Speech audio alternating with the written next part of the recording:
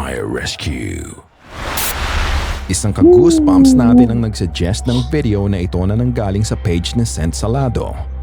Ang asawa niya ay isang bumbero ng Task Force 559 at tuwing may papatayin silang apoy ay may suot siyang body cam para may document ang mga ginagawa nilang pag-apula sa sunog. At isa sa mga video niya, may napansin nga si Ariel at agad niyang ibinahagi ito sa atin. Panoorin ang tapang ng bumbero at ang kababalaghang nangyari sa video.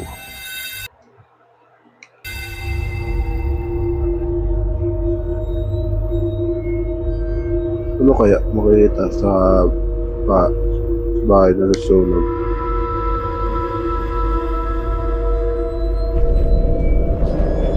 Uy, bumukas.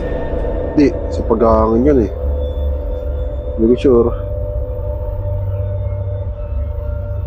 Oh!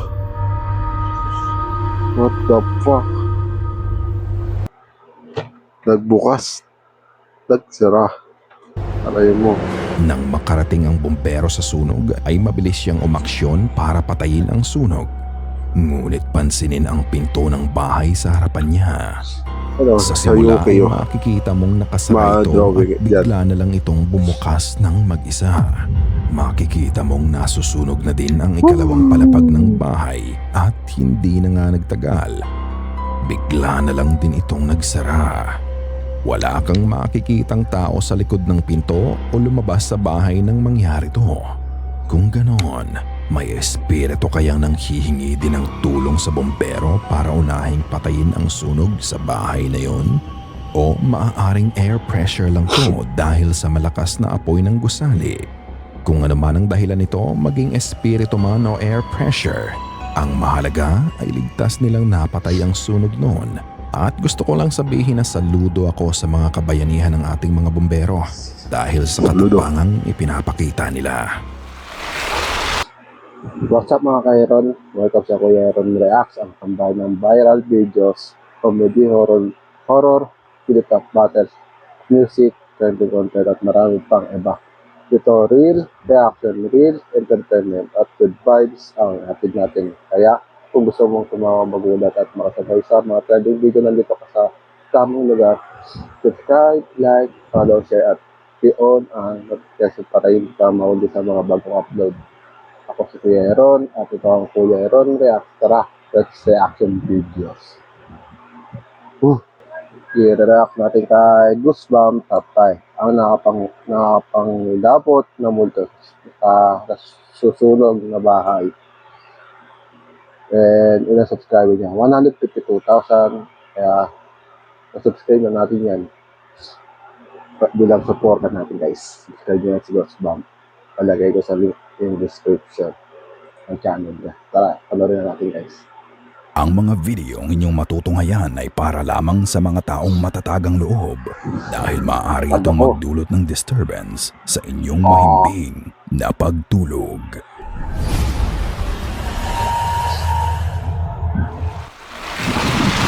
Pool jump.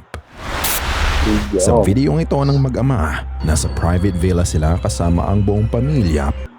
Ito ba yung sikat sa social media? Ito yung comment na kaya sa baba. Para maglibang at mag-relax. Hindi din mawawala ang paglublob sa swimming pool para labanan ang init ng araw na yun. Nagve-video lang ang mag-ama sa kanilang ginagawang activities. Ngunit sa pagtalon ng bata sa swimming pool, may iba na palang makikisama sa kanya.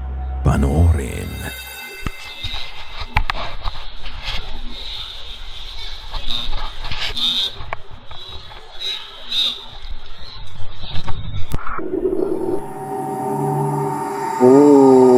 Yun ang magkamay. Uy, yun lang. Problema natin. Ads pa. Pangarit Goosebumps. Skip muna natin ang Goosebumps. Sorry.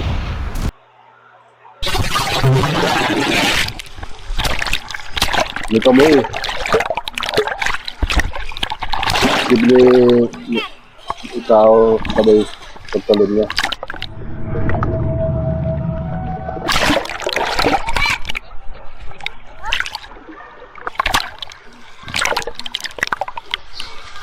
Nakatakot to. Tulungan mo na din ako, my sister.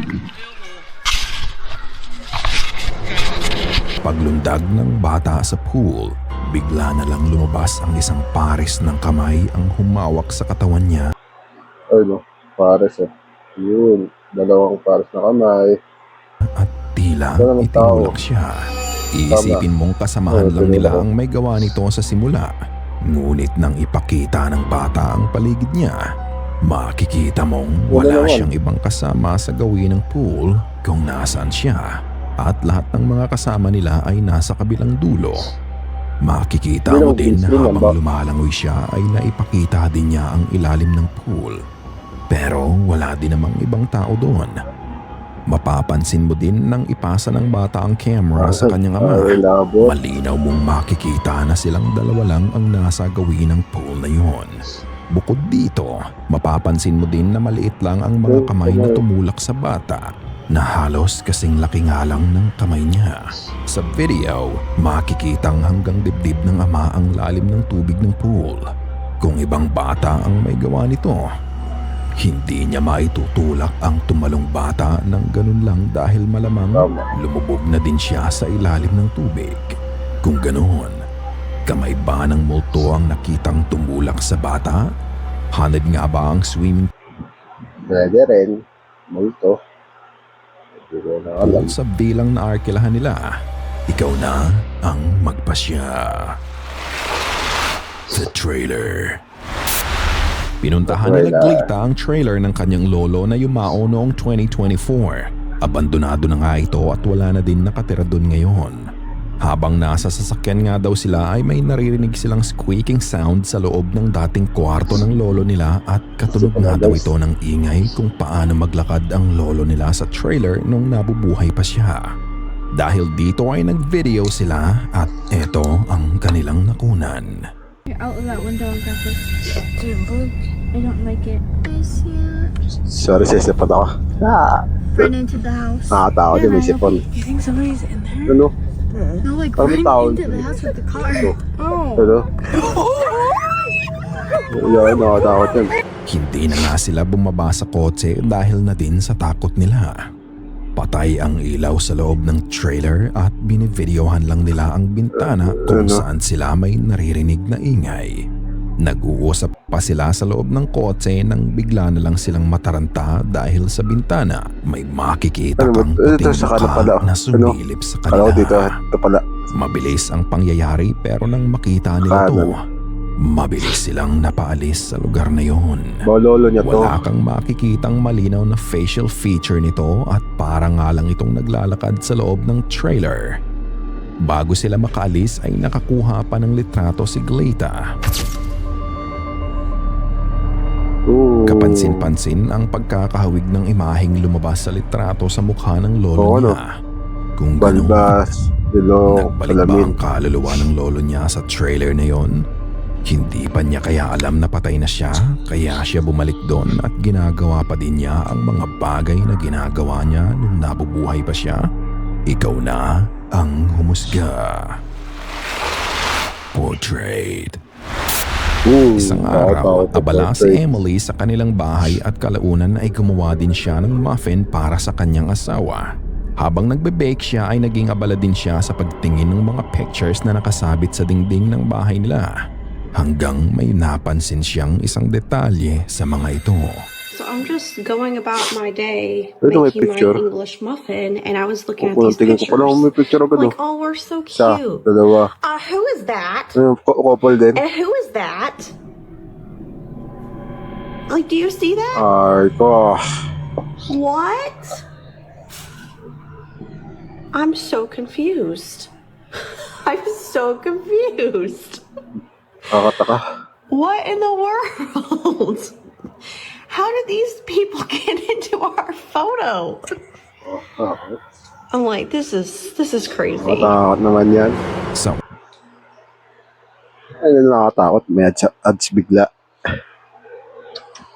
This is Valorant. Ads na naman. Aren't you tired of playing FPSs where teamwork is non-existent? una, parang wala namang kakaiba sa picture nila.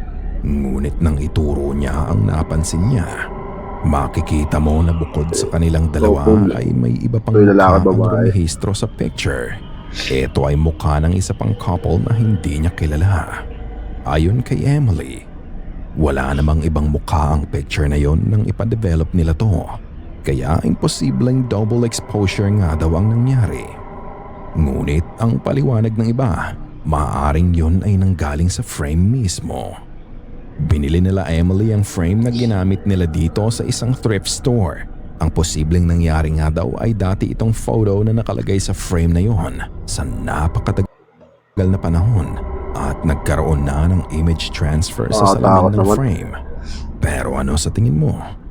Is there something paranormal going on here kung paano bigla na lang nag-appear ang mukha ng ibang tao sa picture nila? O simpleng image transfer lang? Fire Rescue. Isang ka-goosebumps natin ang nagsuggest ng video na ito na nanggaling sa page ni Sent Salado. Ang asawa niya ay isang bumbero ng Task Force 559 at tuwing may papatayin Bacolod silang City. apoy ay may Pilipinas suot-suot lang. siyang body cam para may document ang mga ginagawa nilang pag-apula sa sunog.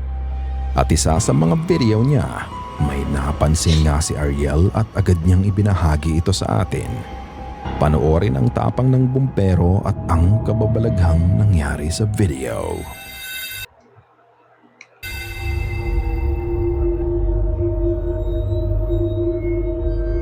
Ano kaya makikita sa bahay na nasunog?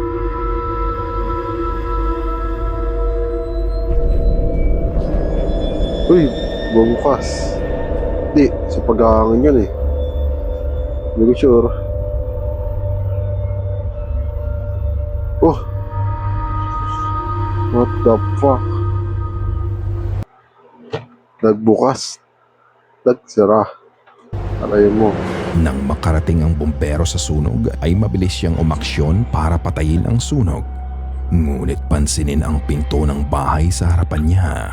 Ano, Sa simula ay kayo. makikita mong nakasara ito Ma-drawing at bigla na lang itong bumukas ng mag-isa. Makikita mong nasusunog na din ang ikalawang palapag ng bahay at hindi na nga nagtagal. Bigla na lang din itong nagsara. Wala kang makikitang tao sa likod ng pinto o lumabas sa bahay nang mangyari to.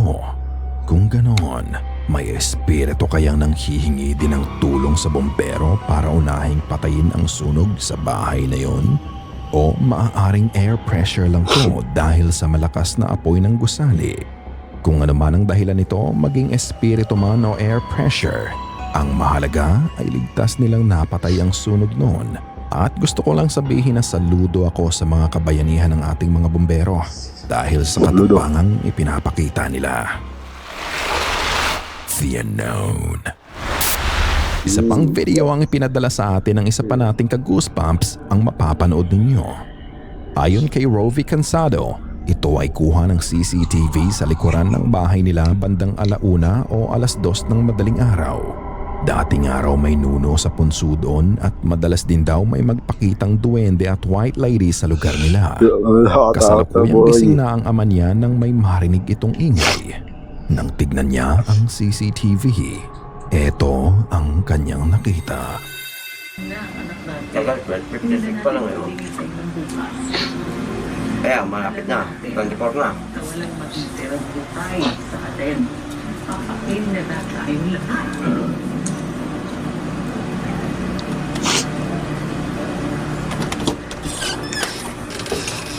Kaya, tingnan mo.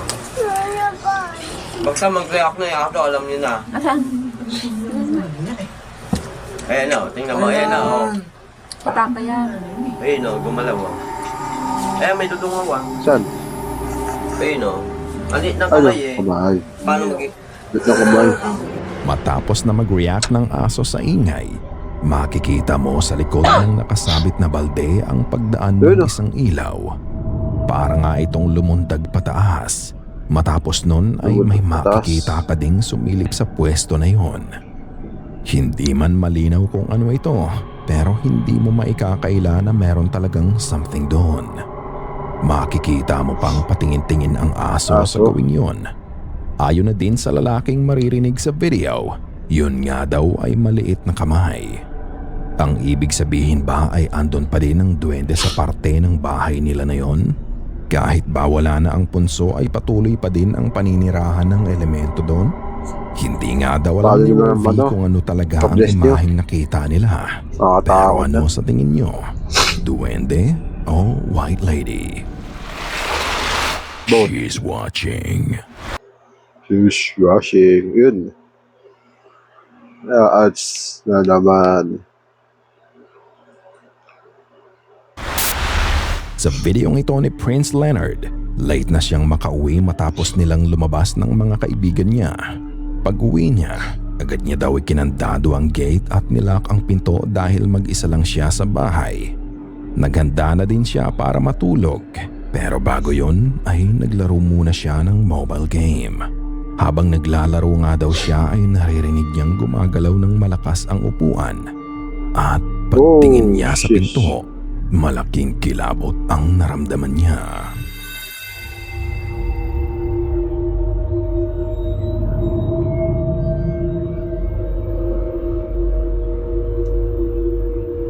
Yun o. Yun o. Beblock ko. Yun. Ay, kalaot eh. Aaron. Wala pala. Nakita mo ba yun? Sa itaas ng pinto niya, nakasilip ang isang mukha ng babae na may itim na buhok. Tila pinagmamasdan lang siya ng nakakatakot na entity na to at para bang hinihintay na makita ni Leonard. Mapapansin na nasa itaas na bahagi ng pinto nakasilip ang mukha sa kanya. Kung prank man ito ay makikita mo sanang nakahawak ang entity sa pinto para makabalanse ng tama dahil na din sa anggulo ng pagsilip nito. Pero tanging mukha lang nito ang makikita mo. Bahagya nga itong umurong sandali ngunit bumalik din ito agad sa pagsilip sa kanya. Dahil sa nakita niya ay pinuntahan pa nga siya ng pamilya niya para tulungan siyang hanapin kung sino man to at para tignan kung may ibang pwedeng daanan ang masasamang loob papasok sa bahay, pero wala naman silang nakita. Ayon kay Leonard, dati ay nakakatulog siya ng mahimbing sa bahay, ngunit ngayon ay kakabakaba na siya sa loob nito. Ano kaya ang mukhang nakasilip sa kanya? May masama nga kaya itong pakay at bakit nagpapakita ang entity sa kanya? Katulad ng dati mga ka-goosebumps, ikaw na ang magpasya. Ikaw na ang bahalang humusga. Sana ay kinilabutan ka sa mga video na aming itinampok ngayong gabi. Kung may nais kang ibahagi ay bukas ang aming email na goosebumpstopstories@gmail.com at Facebook page. Check out our TikTok page na din at Goosebumps Top 5.